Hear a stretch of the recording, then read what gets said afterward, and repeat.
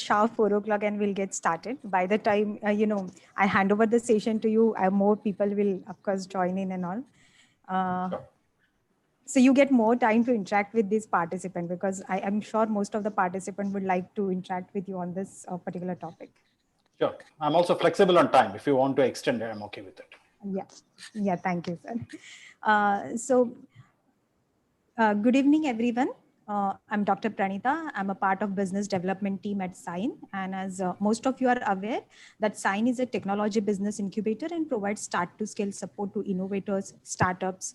The support is in the form of in the various forms like access to networks, relevant stakeholders in the ecosystem, funding support, mentoring, and hand holding. So in this context, Sign is always conducting various seminars, webinars.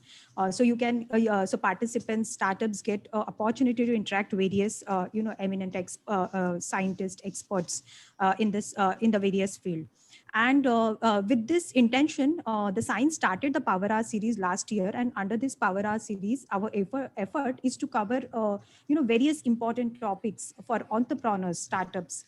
So it could be related to various technologies, intellectual property, business side, expert advices from the industry peoples, support for manufacturing or prototyping. And during these sessions, we have provided opportunities to participants to interact with these eminent scientists, experts, industry experts, investors, mentors, and so on. And today we are today our today's speaker is one such expert who has seen both the sides, entrepreneurs as well as investor sides, and many more, which I will, when I introduce, I'll definitely talk about that. So today we are going to cover a very important topic, that is AI ML, that is artificial intelligence and machine learning technologies for startup. And in this digital era, AI ML is part of almost most of the technologies. It could be in the healthcare domain, medtech areas, fintech, or any other segment you name. AI ML is a part of that. It is most of the time it is also said that artificial intelligence is gaining high visibility in the realm of healthcare innovation, and it will change the face of this particular segment. And our today's speaker will speak more about all these aspects. So let me just introduce our today's speakers to all of you. Uh, uh, so we have today with us Mr. Vijay Kumar Ivatri. He's popularly known as a IVK, and he's the co-founder and CTO of Crayon Data, a big data and AI product company at Singapore with the development center in Chennai. So Crayon Data works in the era of market analytics in the B2B space, covering BFSI, retail, travel, hospitality sectors.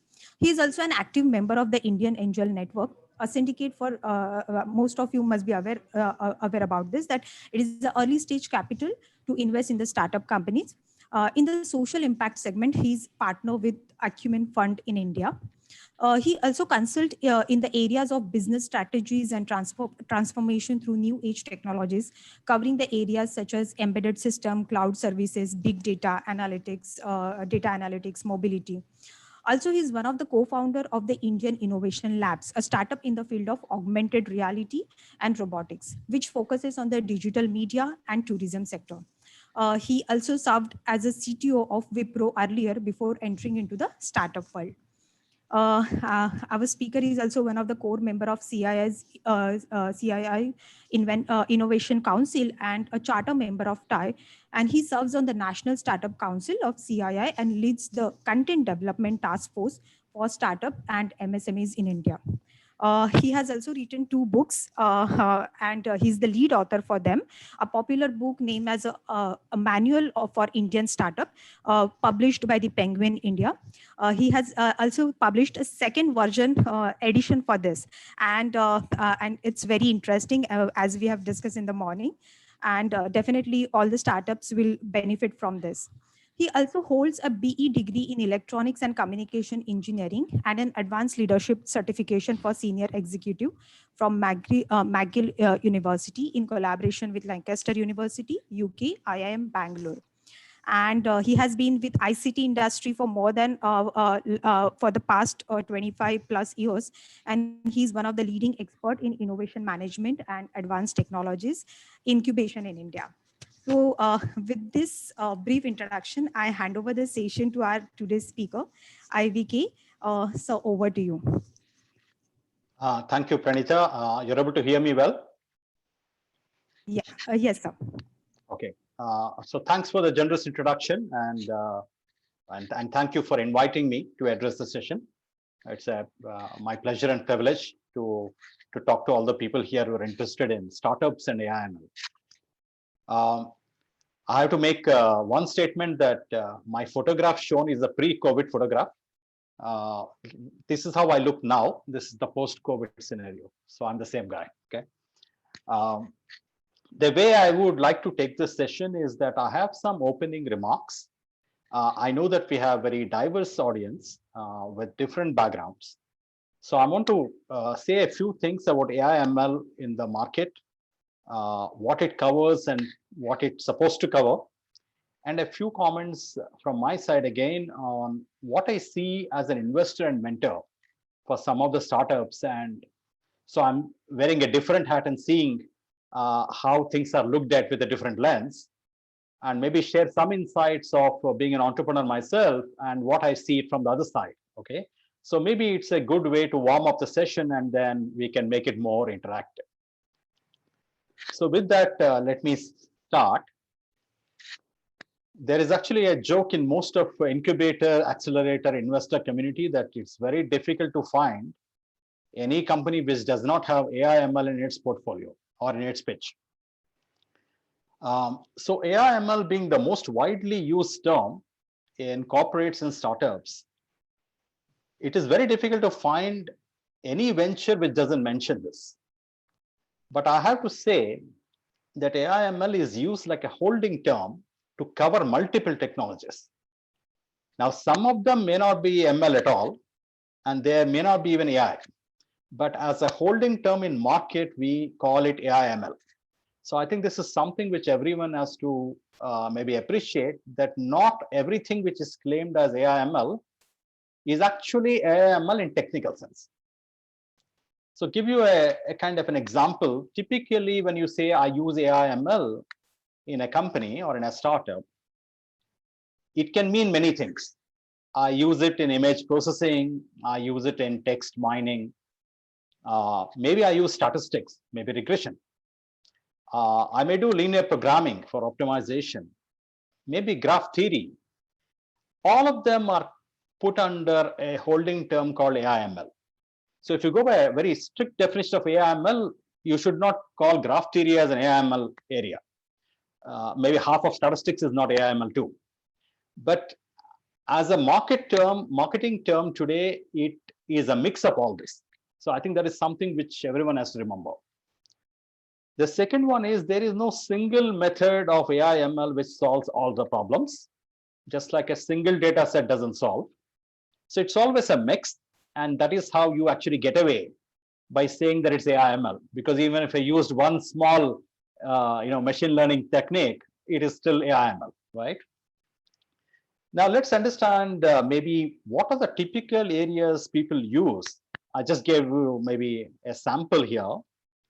Let's assume we are looking at, say, legal analytics, where you analyze contracts by lawyers. Most probably you will use text mining. So legal analytics have a very high emphasis on text mining because you want to look at the balance of the clauses in legal. Whereas in biotech, most probably you are using image processing, because most of the biotech diagnostics, at least, is involving very high amount of image and video. In manufacturing, maybe you use IoT, which includes signal processing as well, and a little bit of analytics, maybe involving AI/ML. In retail, you may use the clickstream analytics or traversal, which is essentially comes from graph theory. At the same time, some statistics, segmentation, clustering, regression technique, curve fitting in that sense. In logistics, last mile delivery startups typically use geospatial intelligence or geospatial algos, which are essentially graph theory based, but then you can improvise and put a machine learning model. So these are the typical examples of how someone uses AI/ML. The percentage of users of AI/ML may be different, but nevertheless, it does involve some technique. We should also, the third point I want to make is that in AI/ML in the current world, most of us use them as a programming model. In other words, you learn Python, you learn PyTorch, you learn TensorFlow, you guys, many of us scikit-learn, any of the NLP programs. You can pretty much do what somebody maybe 10 years ago would have done with a PhD in computer science. This is because you don't have to know the maths behind it. So if you're using, say, a CNN algorithm to classify images, cats versus dogs, I don't think you need to understand linear algebra, which is the basis for it, to such an extent which you would have forced to maybe 10, 15 years ago.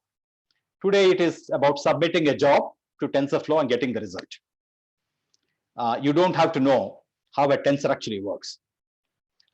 It is better if you know, but you don't have to. The same thing applies to a lot of other recommendation systems today. Now, in some cases, if I take manufacturing as an example, where it is IoT, for example, it is a little more complex in that sense, because there is an architecture element involved. There are some things you do on the edge, there are some things you do on the cloud, and the assumption we make is that on edge you do signal processing, on cloud you do fine-grained analytics, in the fog you do basic analytics. So there is an architecture paradigm. You don't need architecture paradigm to be deeper in web scale because it is already done for you. So these are some of the things one has to keep in mind when we discuss AI/ML.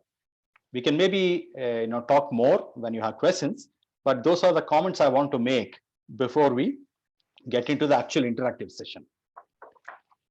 There are a few things I want to share with you. What I see as an investor mentor. Now, surprisingly, when many startups go for raising money, primarily from a seed investor, angel investor, or a syndicate like IAN or Let's Venture, or even early stage VCs, they emphasize a lot on the tech they use, AI/ML, right? But incidentally, the investor will be looking more at the team and not so much of the tech. So I think one of the first things I would like to point out here is, if you're trying to start a company or you just started a company, please look at your founder team, your founding team. Many times we find, as an investor I'm saying, or a mentor I'm saying, the founders have convergence or alignment in terms of the goals, but not in the methods. So a lot of time the friction happens among the founders when it comes to how to scale. This is an important point, especially when you take venture capital, because any friction between the founders, you will actually get into a lot of trouble. So the founders' chemistry is very important.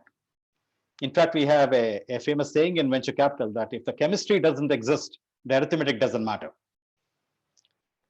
The second thing in the founding team or in the team again, because many of us come to a venture from different stages in our life. So we have to differentiate between common problems versus common goals. You might have a life stage issue where you need to pay back an EMI or get your kids into college, and you may need a certain cash flow. That may not align with the cash flows of a startup. So sometimes people do, leave.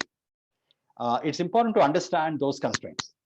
This is what an investor normally looks at, because if he's investing or she's investing for 3-4 years, 3 to 5 years minimum, it does matter. The third point I want to make on the team again, many of us focus on the founding team only, that is the promoter team. But we forget that the leadership team which comes with them, or which comes a little later, take almost the same amount of risk. They might be your friends or peers, but the return is not commensurate. Motivating them to stay is a challenge. So there should be, this is related to ESOP, etc. So I think that is another thing. When you scale, the leadership team stickiness makes a big difference. So these are the 3 points I want to make on the investor side. There are other things, but let me just focus on team here. As an entrepreneur, if I have to look back at my journey and whatever I learned, and we also committed mistakes in spite of having 30 years plus experience in each of us. I think one of the biggest challenges you find, especially in a startup journey, is the value we perceive in our product is not necessarily the value the customer perceives. I think this is a bitter learning for many of us. We think this is the reason they're buying it. But in reality, they actually have different motivation. Maybe their revenue metric or their metric for value is very different from what we thought it is. The earlier we discover, the better it is. The second point, I think, as an entrepreneur, I would say, and maybe an advice to all of you if you are pitching for money, it is the founders who have to pitch, not the salespeople. Because an investor would like to see that passion and purpose in you, not just the logic on the numbers. So it's very important that the initial calls with the customer and with the investor, it is the promoters who talk and pitch. The third point I want to make is a lot of us, when we initially start, we have very high sounding presentations. Maybe a lot of intangibles, you can say, I am from CMU, I'm from Harvard, I'm from IIT, I'm from IIM. All these things matter when it comes to your imagery, right? Your intangible value, correct? If an IIM or IIT person says that I know this because I've been in this, there is some credibility, right? However, those things don't matter after some time. At the end of the day, the value you deliver matters. So the imagery or intangibles work initially, but later they won't stick and scale. So I think it's very important to understand what is the revenue side proportion you have or a cost side proportion you have, which actually sticks and scales. So those are my 3 points on the entrepreneur side. There are some tech points I want to cover later based on the questions. So with this, I will open up for all the Q&A. Okay. Also, I think we have received a lot of questions during registration, as well as there is one question in the chat box currently. So first I'll take that question in the chat box. And I would also like to inform all the participants that it is an interactive session. So in case you would like to ask question, you can raise your hand and we can unmute you. So you can directly interact with our speaker here.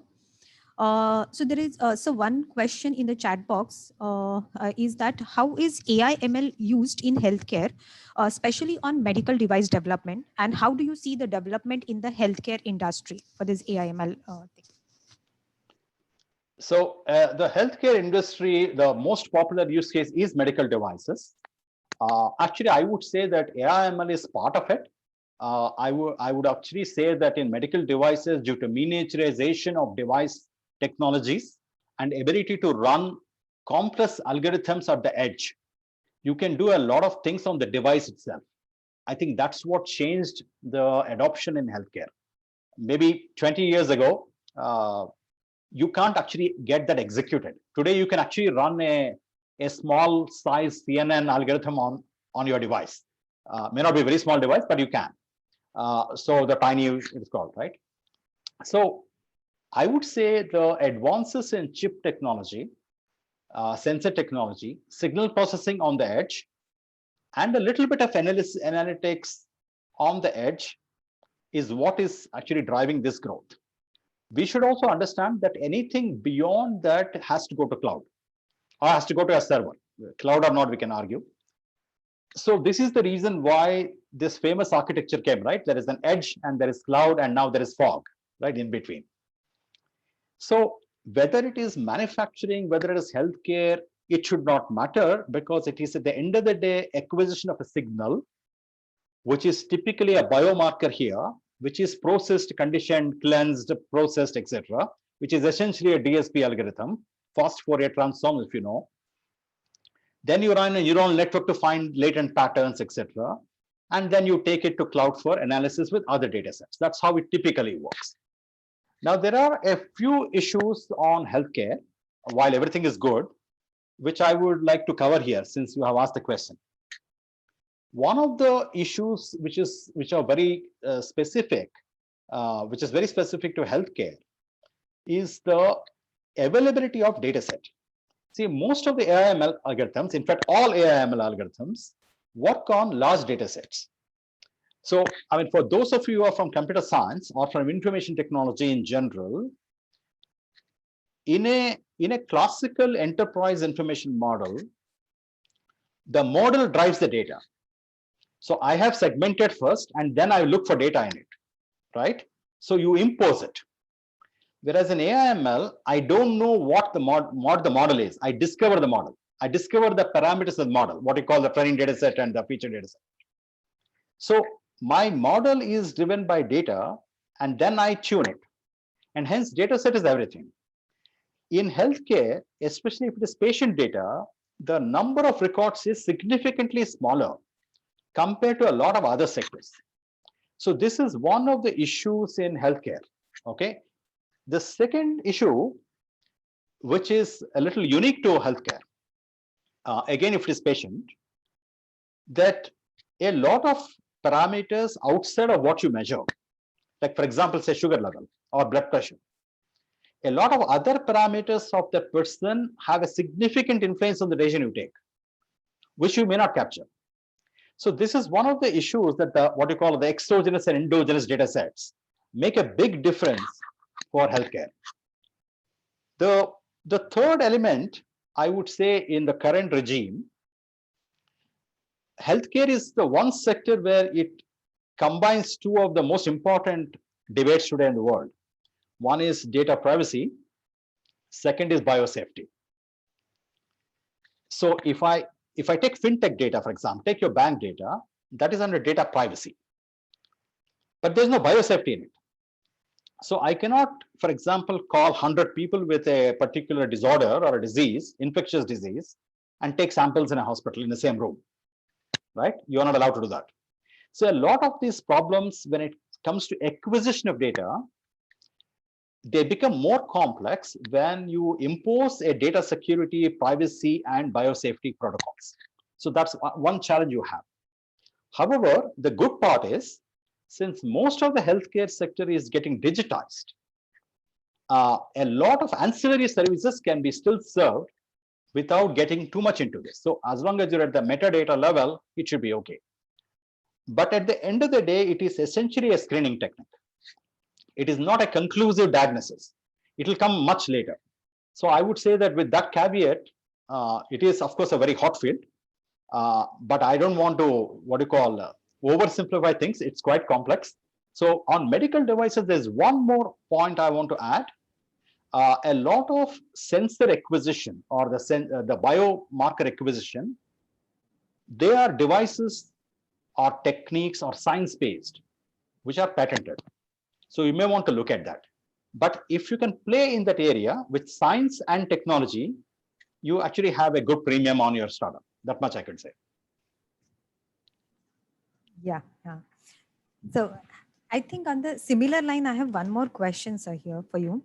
Is that when we are saying the acquisition of data for training these models and all, these startups or innovators always have a question: what is the significant or statistically significant sample size? How should be the distribution of this data collection, or maybe in terms of demography, regional data, or other parameters? So would you like to shed some light on that as well?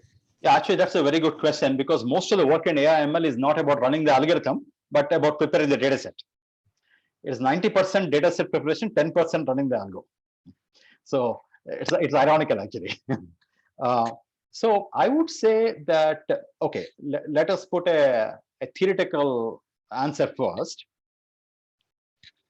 In a AI/ML context, your degrees of freedom, as they call, are the parameters of the model.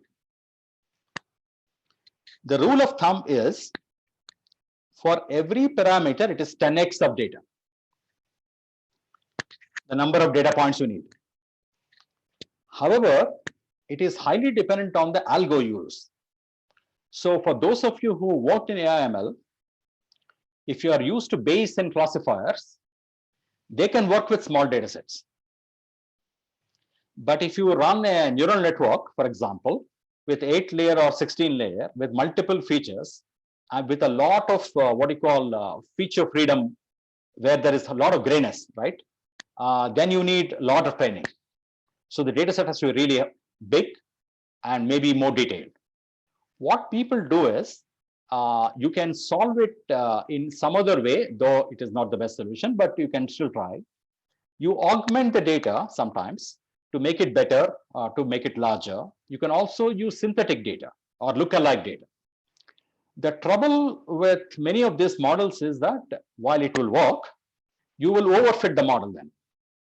So for those of you who play in AI/ML, you should understand that if it works extremely well, most probably you did it wrong because you overfit the model.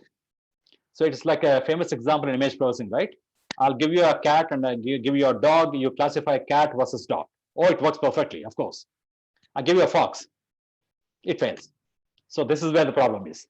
So you, as long as you mix the training data set, the number of features, and the algo method you use. Normally, it is more than one method. It is never one method. It's always an ensemble of methods. You can actually solve this problem. But anything more than this, I can only say in the context of something. To give a generic answer is tough here. But that's the general principle. Okay. I mean, there are few more questions in the chat box, but before going there, since we are talking about the data, and you have also earlier mentioned about the team, how important team is. So now when we are talking about acquisition of data or training these things, so I mean, how should be the composition of the team or the team number of the team members? How significant it is for these AI/ML startups, who are just, in their R&D phase or moving ahead?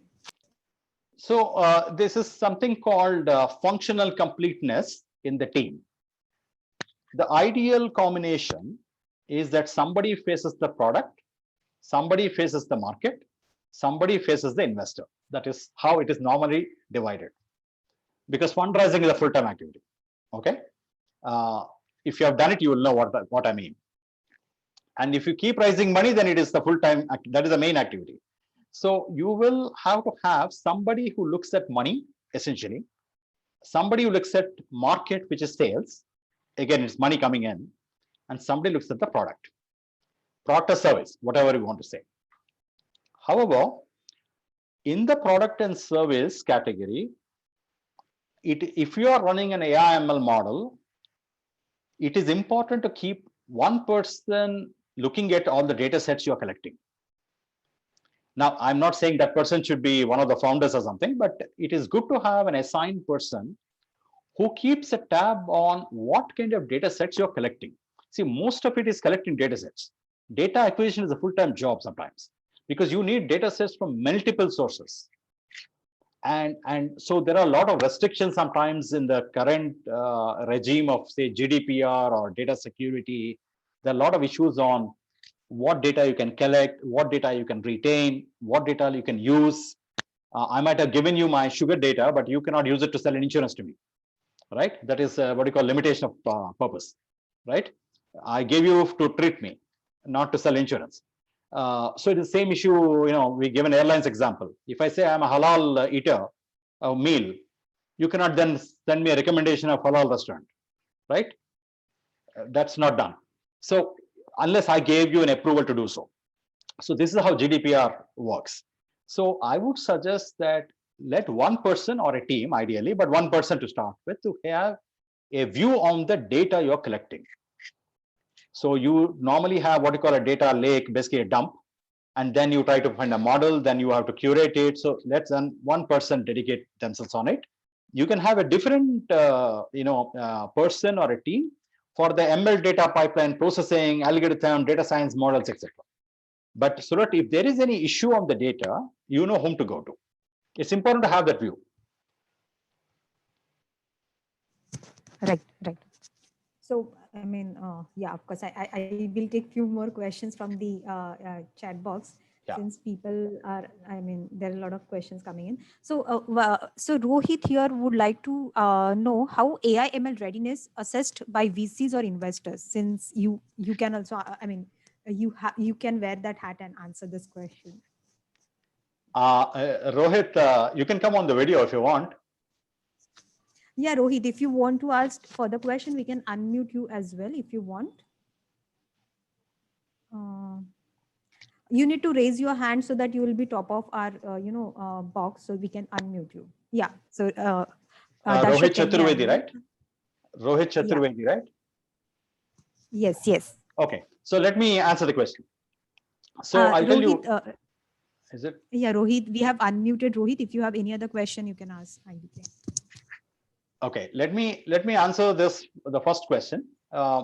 So from an investor perspective, or even from a customer perspective, it is actually quite a nightmare to listen to 10 pitches and all of them claim the same thing. Okay, so it becomes extremely difficult to figure out whether, one, they really used AI/ML, second, did they use it for a business purpose, and third, does it deliver any value for the customer? Now, I think we should understand here that most of the methods, that is your data science algos, they're anyway available as a package. Most of you must be running on AWS or Azure. Most of you must be using a Python package. 99% of you will use either PyTorch or TensorFlow, right? It will be some Keras for the other side. So we kind of know the stack you use, especially if you are tech enough. And investors normally have one or two people who know tech. So we kind of know that the methods you use are well known. So the only difference then is how well you use them, what is the result you get, whether you have an access to a proprietary data set which is not available otherwise, or you have some other knowledge which is called heuristic knowledge, which adds value on top of this. That is the premium. As we always say, if it is only a method and algorithm, it can be fixed, right? Because if you can solve a neural network problem because you use TensorFlow and it is essentially linear algebra, all of us know linear algebra. So we don't need, we know what we have done, right? If you say I use a sigmoid function, well, you can guess what you're doing. But how does it serve the problem you're trying to solve is where the test is normally used. The second question they normally ask, which is the AI/ML related one, is the reason AI/ML is of interest to us is over a period of time, I don't need people, I can make the algo work. And hence you have non-linearity in scaling without adding more people or resources. Non-linearity gives you more multiple in valuation. That is what we are checked for. So if you don't have a learning loop, if you don't have any other non-linearity, then maybe the AI/ML is just for the heck of it, right? So that is what people generally check. But at the end of the day, the method, we don't really care. There, maybe out of 100 startups, maybe 5 startups might have something to do with the method. That means they change something in the processing model, that is in the mathematics. So suppose you do fine-grained machine analysis, vibration analysis. It is high-end, real-time, low latency, like 10 milliseconds kind of model in time series and ARIMA, which is not a joke to do, right? It's not easy. 100 milliseconds, yes. 10 milliseconds, you'll sweat. 5 microseconds, which is what your trading works, I think 2 companies do in the world. So it's a big difference on engineering. So we look for such multipliers, not the method per se. We know the method, right? Mostly everybody uses the same method, right? That's what it is. So Rohit, if you have any other question, you can go ahead. Otherwise, we will take another question. I suppose if Rohit, you have any other question, please do write in the chat box and we'll take that. So there is one more question earlier. Mr. Ranjit Kumar, he posted that, could you share your, your advice on AI/ML for voice analysis and speech analysis? As a matter of trivia, I spent 15 years in voice analytics. Okay. So speech and voice are my forte. So let me answer the question. I don't know the context you have in mind, but in general, if you are using voice processing or signal processing or speech processing, and you're using AI/ML, you have 2 models. One is the a phonetics-based model, other is a language-based model. At the end of it, I'm trying to transcribe voice into text or text into voice, or I'm trying to derive the emotive content in the voice, like call centers, for example, right? So I have a kind of, to use a technical term, linguistic inquiry, right? So I have certain phrases and I know that they belong to a certain emotional paradigm. Some 5 emotions are there. And then you map it and then you run it. So I think the technique is mostly in signal processing actually. It is less to do with AI/ML. However, the most popular usage of voice and speech processing in AI/ML is PyTorch. I've seen PyTorch more than TensorFlow in that sense. There are other applications which you can do on the edge actually. But that is again most to do with acoustics and actually it's mostly signal processing. AI/ML is maybe 10%, 20%. Because the beauty is in the way you process it, right? That processing and what I add, what I remove. And if I add it with a language model, right? Or translation model, for example, right? The most popular use of AI/ML is translation of language to language in real time, right? So, but that is essentially a matrix. I mean, you're a series of ones and zeros being pattern matching. That's all. The bot doesn't know what it is, right? But it is dangerously close. I have seen poetry being written mimicking Wordsworth. It's a sonnet. If you read it, you think it's Wordsworth sonnet. You can find out some issues because sometimes, but unless for a careful reader, you can find out. But it is dangerously close. So by training it well on patterns, I can mimic a music director, I can mimic a musician, I can mimic an artist very easily because I extract those features. But that is what I see. But I would say the credit goes to signal processing, not so much an AI/ML. There are famous techniques, I know, but I think it's the advances in the signal processing functions and the miniaturization and our understanding of the phonetic and language databases. So the reason why Google or Facebook beat us is because they have a larger data access. So they can train themselves a lot. Just imagine whenever you tell Alexa about what music you want to hear, it is training on your diction, right? It's building a vocabulary for you. So those are the things which really help. So I would say it's a pre-processing and post-processing functions, but the core is still signal processing. So IVK, on this line, I have a question for you. Since I'm listening to so many startups, so are there any limitation for this particular segment where speech analysis or so let's say for in healthcare segment, if there is any respiratory related disease, and you already mentioned it, AI/ML related technologies could be a screening, sort of a screening test or screening, technologies, not a conclusive one, but effect of the other comorbidities on that. And for that, acquisition of data or the processing, anything are going to be a limitation for this particular segment? So AI/ML is essentially an approximation, right? So it works for a class of people, right? You can of course personalize it, n equals 1, but if I have the data for you, right? That means in my AI/ML model I have a different scoring for you, right? So I can then do it. But in case of diagnostics, especially like voice change in voice, frequency, pitch, tone, modality, pause, breathlessness, asthma, for example, they are actually markers for it. So what the challenge is that there are markers for each of them, but for a specific individual, it's a unique combination. So we can say, so for example, take drug-resistant tuberculosis.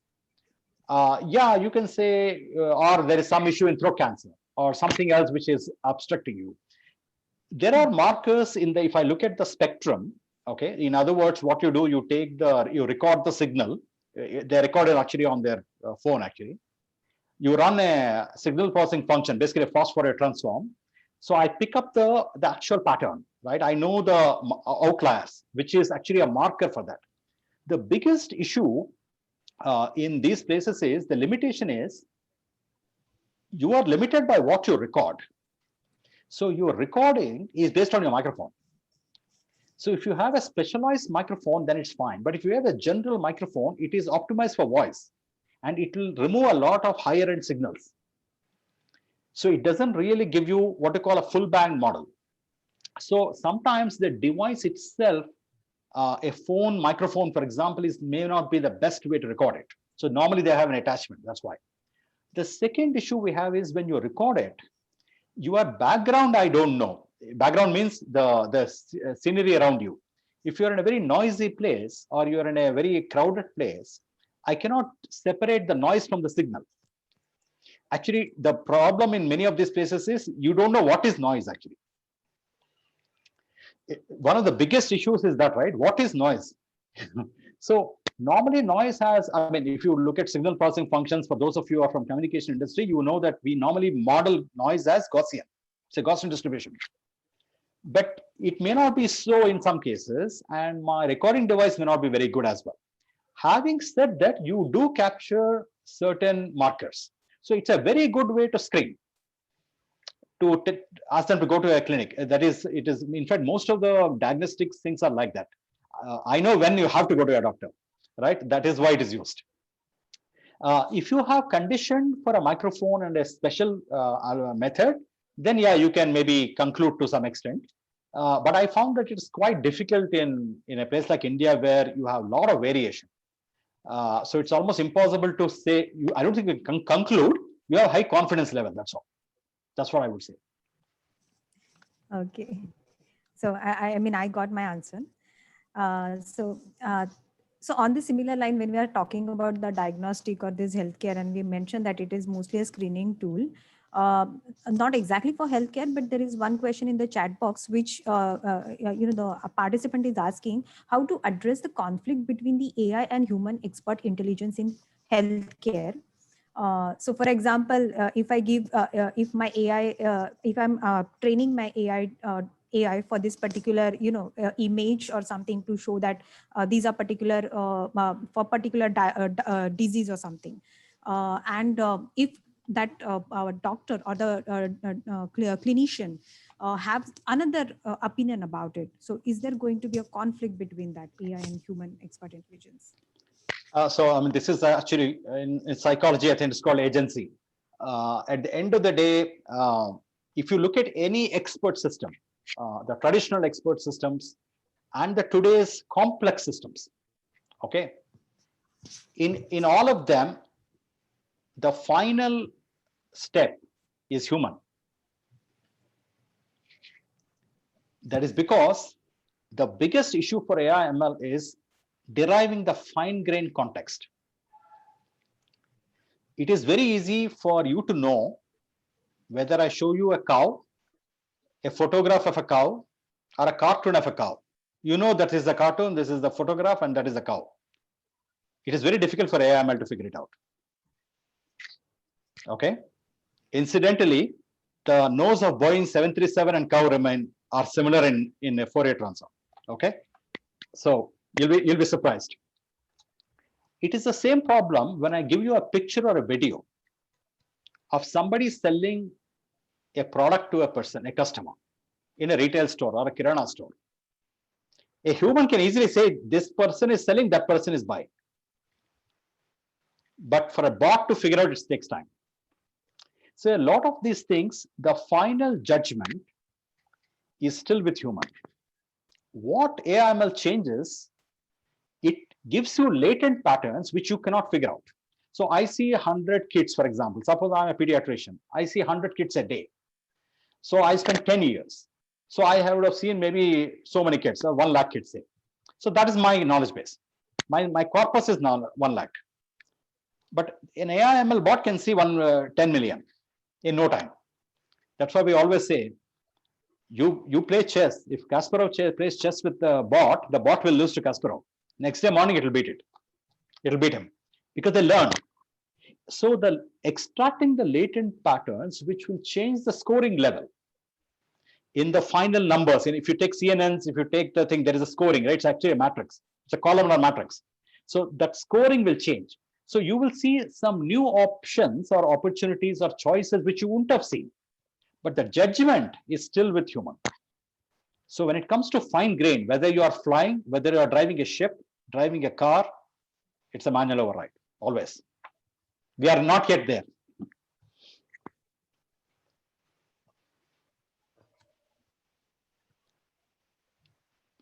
You are on mute.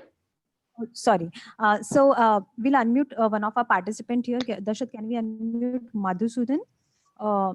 He has raised his hand for quite a long time.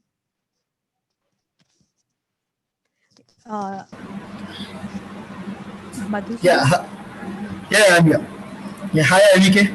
Hi, how are you, Madhu? Good. We are a startup based out like IoT. So we are giving actionable insights on energy saving, and we do save energy in air conditioners. So and we are doing it with the help of connecting 3 to 4 data sets parameters inside a room, ambient temperature. Okay, the data sets are like, and some of the data sets we have is outside temperature. Also we calculate the size of the room, and everything is considered, and we make a model out of it. So when we have to educate to the customer, so we are actually giving them the benefits, so in terms of AIML, when it comes on insight generation, so you have to give them a feel. Okay, boss, like I'm saving your energy. So what's your insight on that? So I mean, I'm assuming you're talking to a customer in that sense, right? Yes, customer. Okay, so not investor, customer. Final stage. Customer. Customer. Okay. So for customer, what matters is at the end of all this great work, what does it save, right? So yes, you have to put it. I mean, I'm not saying the qualitatives are not important. I'm only saying that you have to quantify it. Mostly it is cost saving if it is air conditioning. Second, it is also the number of people used to operate the air conditioners. I'm assuming you can also remotely control it. Yeah. So sometimes the AC is run even if nobody is there, right? By the way, I used to do this work before. Okay. This was the work because we have so many offices. Okay. So I would say for any asset-based AI/ML solutions, from a customer angle, the savings from your insight, your AI/ML technique, whatever technique you use, either of them care the technique actually, should pay back for the asset, right? Okay. So I think that is a significant one. The second one is how green it is, right? Third one is what is the OpEx I reduce. So if you can cover these three, it will be good. Okay. So tomorrow, like if you are also trying to get the maintenance data also, like when the maintenance could happen. Yeah, maintenance. So the AMC schedule, which is typically you sell to a facilities manager, I guess. Yeah.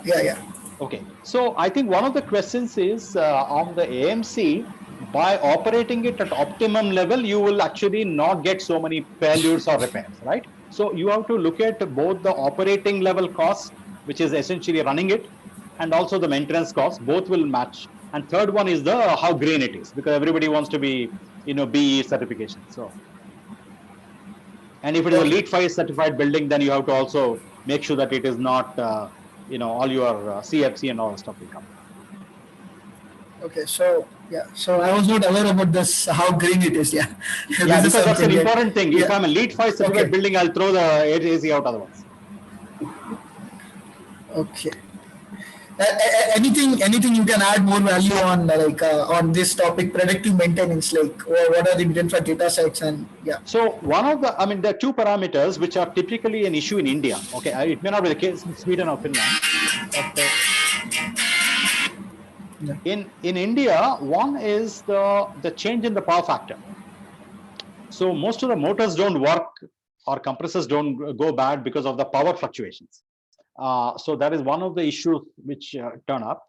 The second one is also, I would say, how green is a good way to do it. But my view is, I don't know how much you cover in the thermal side. You may want to look at the total heat cycle and cooling cycle of the campus, if it is a campus, and not just air conditioning.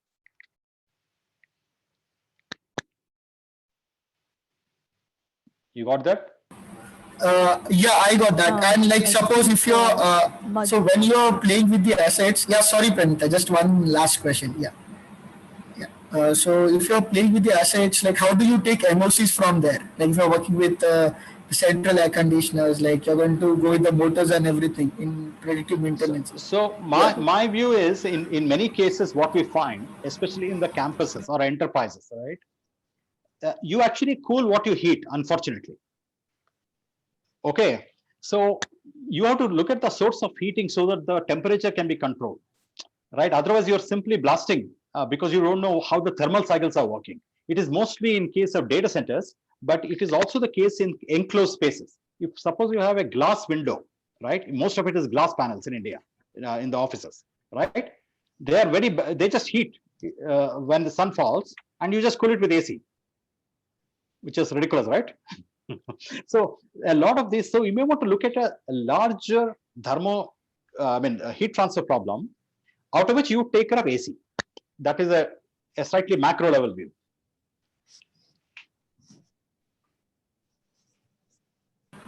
Okay, thank you, Avike. thanks. Thanks, Madhusudan. And so I have few questions, but before that, there is one question on the agri and dairy segment, agri sector. Mr. Sanjay here, he mentioned that in the chat box that they're planning to use ML in dairy sector to increase the productivities, and the agri sector has been a bit slow as far as adoption of this technology concerned, and data generation is a slow process. So, as an investor, what would be the most important factor for you before you decide to invest in any such venture in this field? And if you could also give an example of ML used successfully in agriculture sector or something. I would suggest that you look up a company called Akshay Kalpa. Akshay Kalpa uses a company called Stellapse. They use, it's called cow to cloud. Okay, they do organic milk. That is perhaps the best example of automation, AML, whatever techniques you want to call, cloud for milk. So it is not pasteurized. Just remember that. So it is picked from the farm, chilled and transported, and given to your house. It's a premium milk, of course. So Stellapse is a good example of a dairy thing. But I would suggest that you have to look at what part of dairy chain you want to control. Because in case of Stellapse or Akshay Kalpa, they have a slightly larger scheme of things where they allow, essentially they're off the grid. So they generate power on the farm. It's a complete recycling and circular economy in that sense. So what I found is in the milk, the bigger problem is the pilferage at the cow. You take it, but then you don't know whether to milk a cow or not, if it is vaccinated, etc. So that is one kind of sensor network you use. So that is one part. The second part is the lock used, the software lock used in transporting for avoid pilferage. The biggest challenge in milk is the cold chain. If you don't pasteurize it, the milk will get spoiled. So you have to maintain the cold chain. So that is one of the issues. But otherwise, it is pretty common now. In fact, all the big dairy farms do use a lot of tech actually. On the agri, I assume you are referring to the agriculture farms, etc. The popular use is drones, and you do get data on the parameters of humidity, moisture, stuff like that. It's a sensor network, and so that you are watering and your cropping, all that can be managed. But the drones are popular for this reason.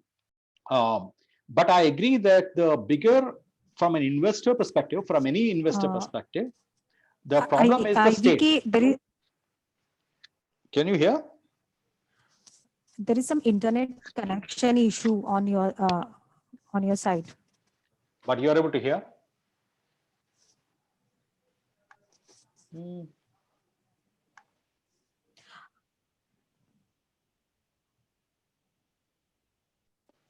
Can you hear me? Can you hear me now?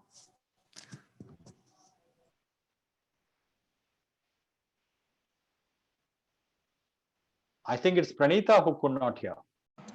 I can hear, yeah.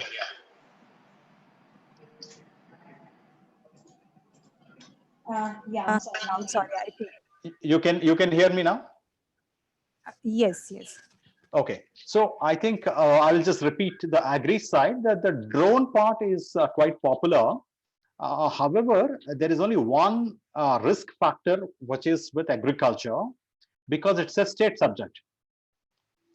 So an investor will look for which states are you addressing, because the policies change.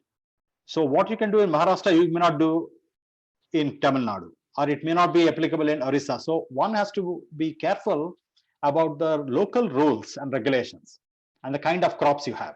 So that is one of the variations, and hence when you want to scale, it is a challenge sometimes unless you know what you're doing. So that is one of the considerations you have. Okay. So I think we have one more hand raised from Dr. Asha Subramanian. Darshad, can we please unmute her so that, yeah.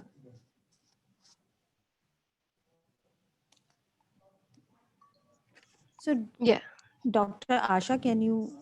Yeah. Can you hear me? Yeah, please go ahead and ask. Yeah, I can hear.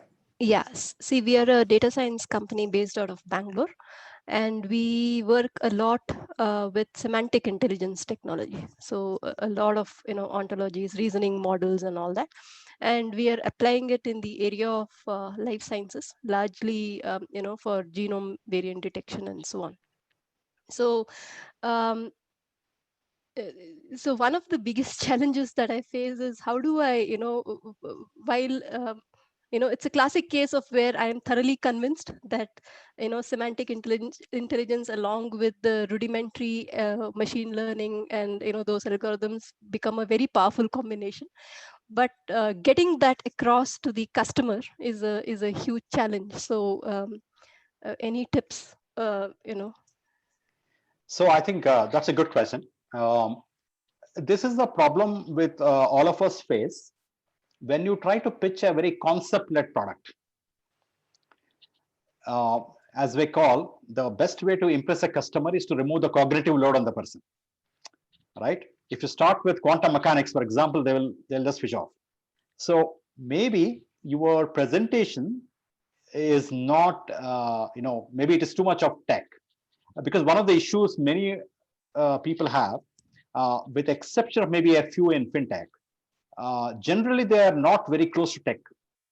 So it becomes very difficult if you explain, a very tech-led explanation. Maybe you can focus on the benefits, and then they can figure out what is inside the box. But I agree, it is a challenge, because at some point they have to trust you that it works, and the best way is, So I think this is, I would say, even if I look at Crayon, that's what we used to do initially, right? I mean, we say we have a taste graph, and we know all the affinities of categories, and we can solve the problem.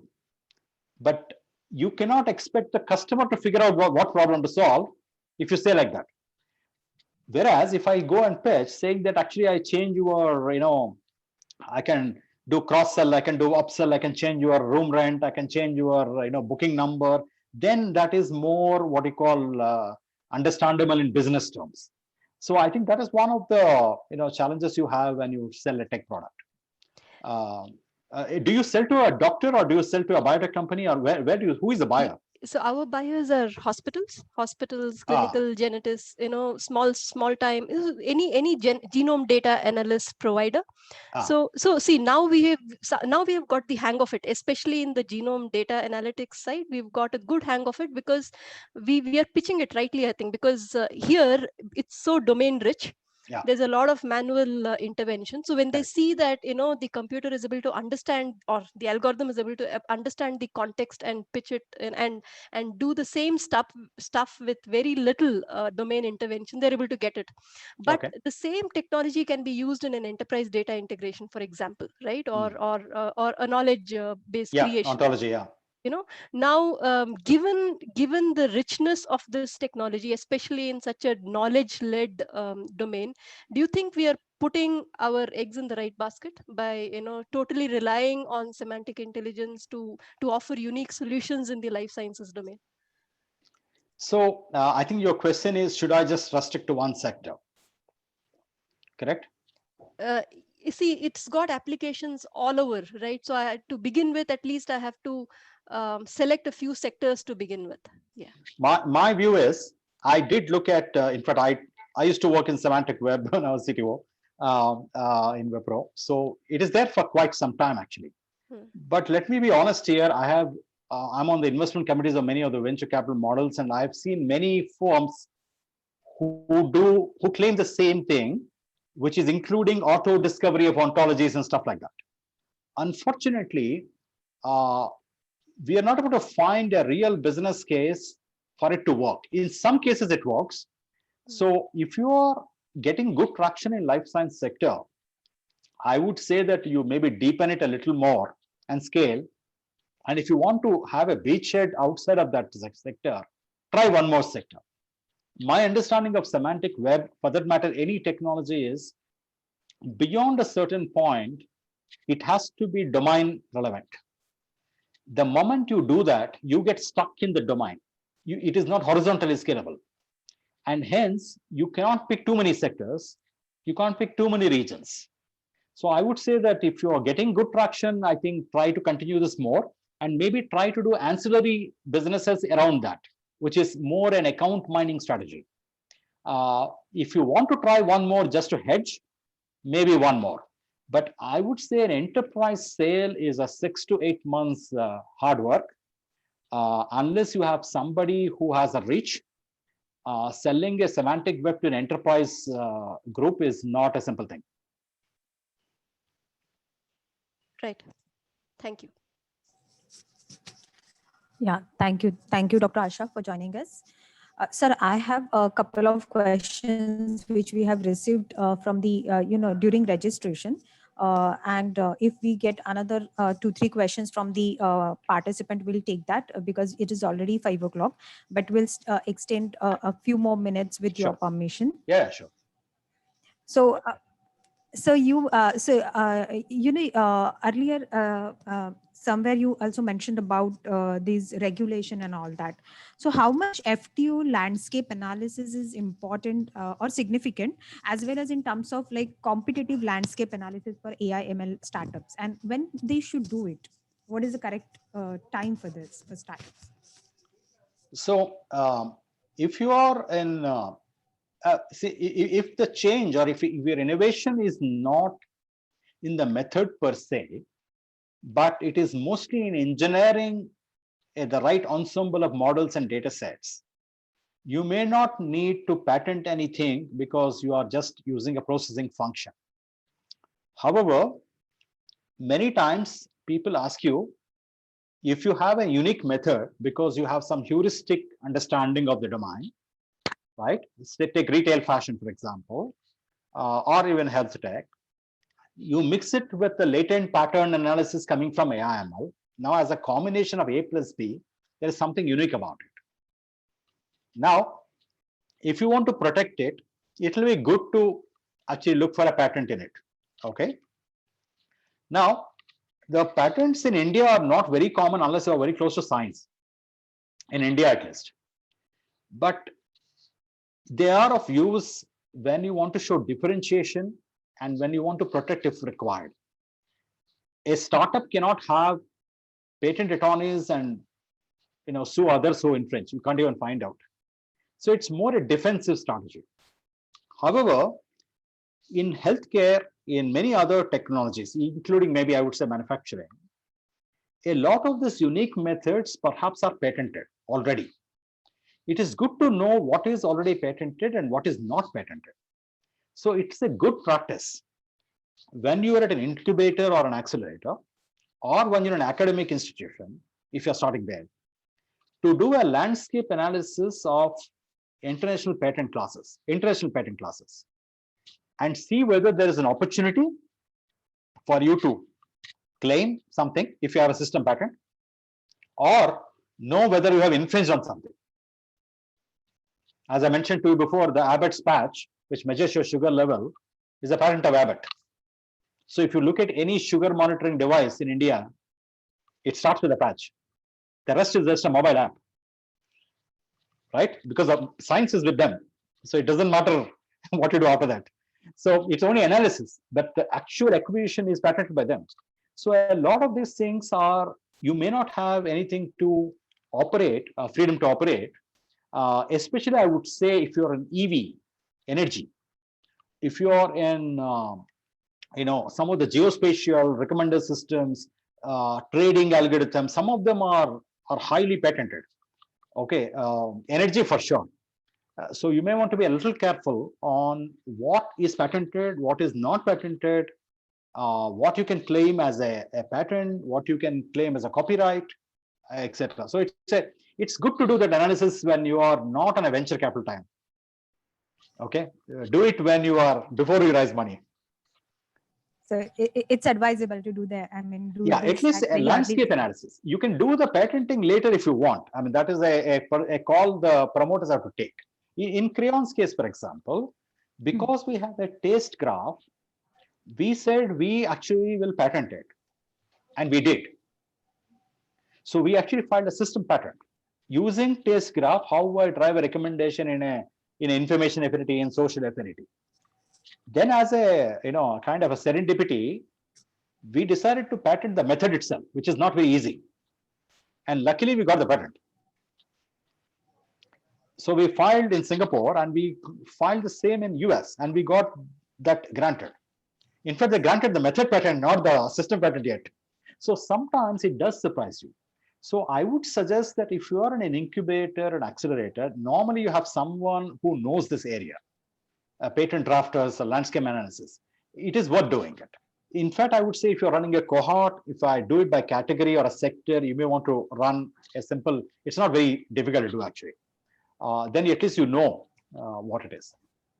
Power optimization, energy optimization, network, all of them are highly patented areas. Level 3, layer 3 and below in OSI stack, completely patented.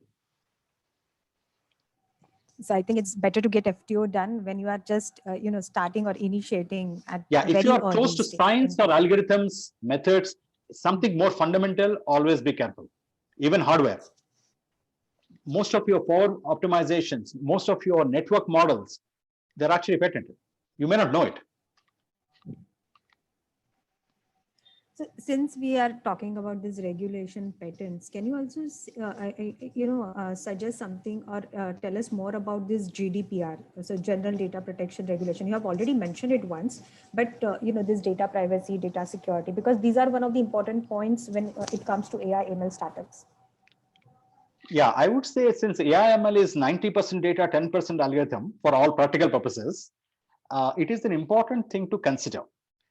If you are new on this journey and you have not done any of this, just remember that there is one standard called ISO 27001, which is, I think there is 2, 3, 15, many are there, but there is a basic standard on data security, which is about access to a data set and who gets access and who doesn't get access, right? And from where, which is data security. So if you are dealing with healthcare data, if you are dealing with fintech data, you are more or less bound to comply with it. In fact, if you work with fintech in a B2B, it is mandatory. They won't give you an order otherwise. Second one is data privacy, which is the GDPR, which is applicable to a EU. However, the same is used in many other regions because the GDPR, even though it is from European Union, they said your place may not matter. So they can actually come after you even if you're in India, right? As long as that person who is impacted is a EU citizen, right?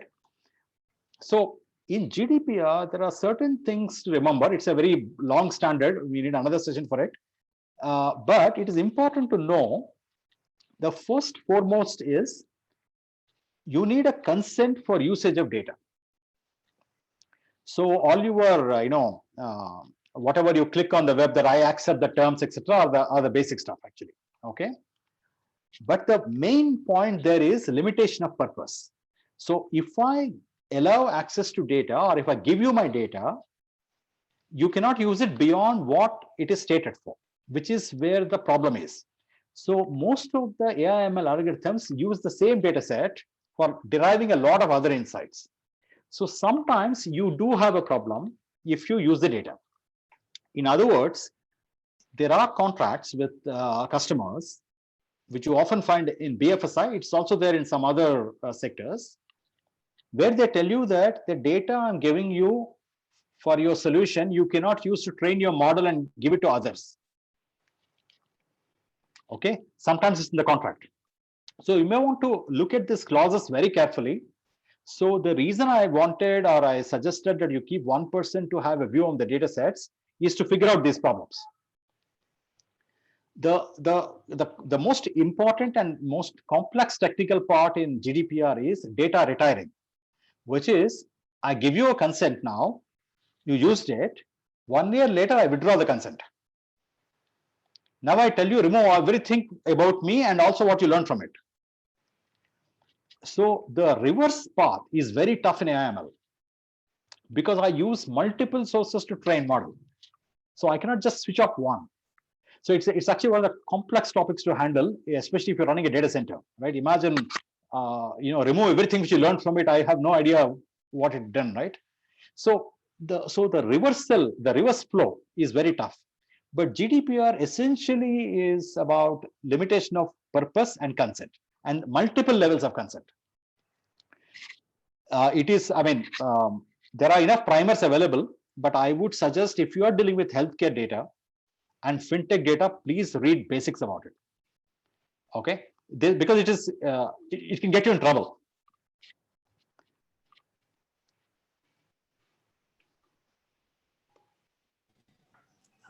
Okay, so I think that this is one of the important points that AI/ML startups needs to keep in mind, or think about it when they're handling so much data. And this is one of the question which will keep coming on from various reviewers, experts, investors, probably, about the data privacy and all.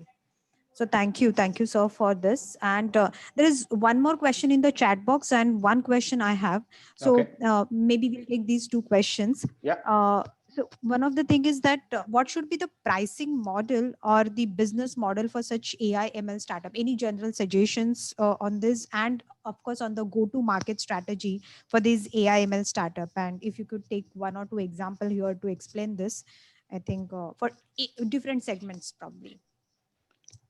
Now, I don't think AI/ML is related to pricing model in that sense. But in general, you find two models popular. If you are a software product, if you are software only product, you normally have a SaaS model where you basically charge them money for usage, and any other integration and customization you may do, which will be a service. Okay, which is a popular model. This is what most people do. There is another model where there is a license and then there is a other service, okay, which is an annual license, for example. So whether you do it as an annual license, whether you do it on a monthly subscription model, is a matter of commercial negotiation, and also your interest on how you price it.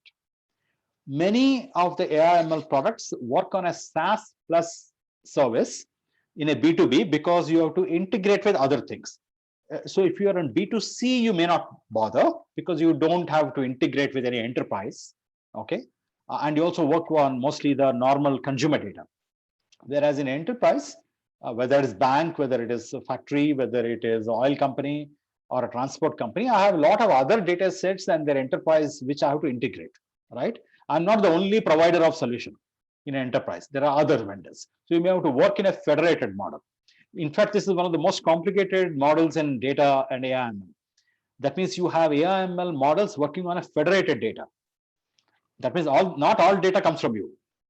Okay, and you may feed data to others. So it's a complex structuring when it comes to contracts. It's actually a popular model for a large transformation projects. So if you're in digital transformation projects, it may not be a SaaS model. They might pay you a license or a MVP fee, etc., because they're trying to figure out.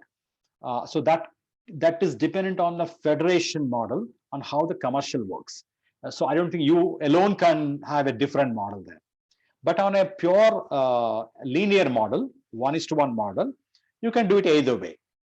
The popular one is SaaS, but you can do it some other way also. It depends on how you calculate, what is the lifetime revenue you take, what is the benefit you make. For example, if it is AML on a, say, a recommended system, for example, take retail sales, right?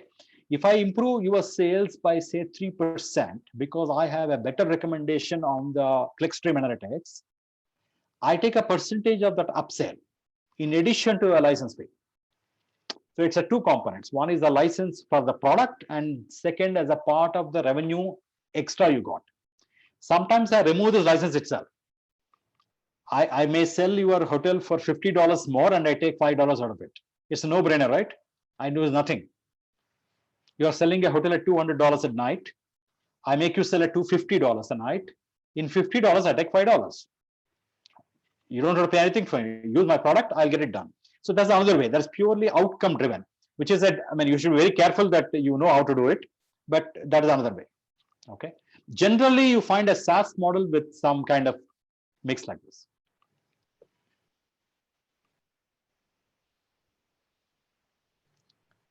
You're on mute. Sorry. So since you're talking about SaaS, and there is one question in the chat box that what could be the hot area for pure software as a service AI ML startup in this decade? In this decade? Yeah. Oh, okay. So one of the hot trends, if I have to pick pure computer science, the ML data pipeline processing and tools, which is essentially data pipeline management, is actually a hot area. There are many people working in it because they solve that the methods are anyway encoded in standard products and the data sets are not with you. So you try to fix the problem in between. That is one area. The other area which is quite hot is on the sensor networks and IoT, which is on the edge, fog, and cloud models, where you do fine-grained analytics, etc. Because a lot of this compute, which traditionally worked on the cloud, can now move to edge or fog. So you can do lots of things because you can run many things on this itself on a local loop. So maybe that is another way I would say on the architectural changes wise, I would say. If you want to really take a kind of a too much of a guess, then I haven't seen too much of business done on blockchain. While they talk a lot about it, the contract management and other things on blockchain, which is what you call no trust model, okay, or the algo is trusted and not the method, not the entity, is another area. Though I don't see many of them making money. There's a lot very popular, but may not make money. But I would say that the blockchain as a model, because it is it's a decentralized model, is a good one to look at. Still a moonshot on it will be the revolution in quantum mechanics and not quantum computing. We are not yet there, but I think 5 years from now we'll be there. I think you have answered this question very well, sir. But there are so many other questions from my side and as well as but we have actually at around 5:20 or so. So I think we should close the session. But what I'll request participant is that you can send your queries to us and probably we can send it to IVK and get the answers for them and send it back to you as well. Yeah, so we will take those questions if you email it. Yeah, if you email it to us and we will try to get the answer for them from IVK. And with this, I think I would like to, thank you for such a wonderful and interactive sessions. I'm sure that all the participants, they have got a lot of insight into this and your suggestion to keep it, open this topic so that you can take up and comment on almost different segments. I mean, that's why people probably from different segments will get benefited from this. So thank you so much for your time and yeah, your time and suggestions and everything. I also thank our participants for joining this session, and please stay tuned for our next sessions as well, because we will be having speaker from different areas, and we'll try to cover different topics which are useful for startups and innovators.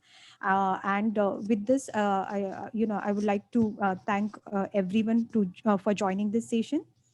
Yeah, we have Poini ma'am here as well. Um,